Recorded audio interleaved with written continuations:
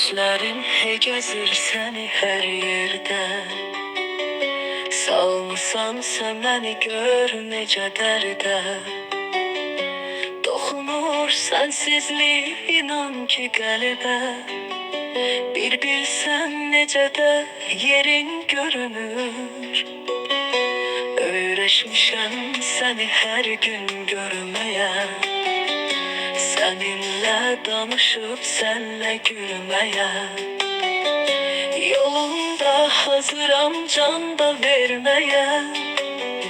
Bir bilsen necə də yerin görünür.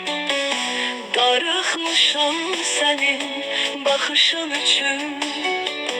Qəlbimə vurduğun naxışın üçün. Sen benim taqətim, sen benim gücüm. Bir bilsen necə də yerin görünür.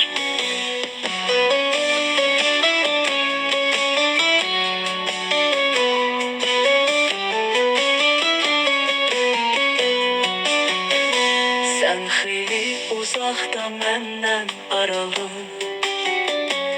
Ürəyim olubdu sensiz yaralı.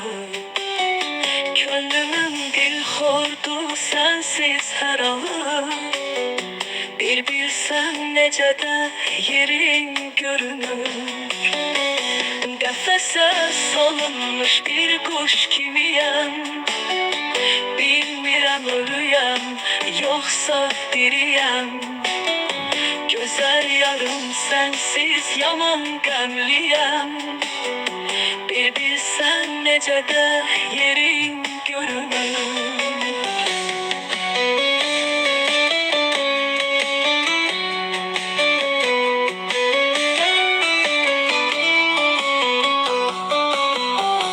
Qəfəsə salınmış bir quş kimiyəm. Bilmirəm ölüyəm, yoxsa diriyəm.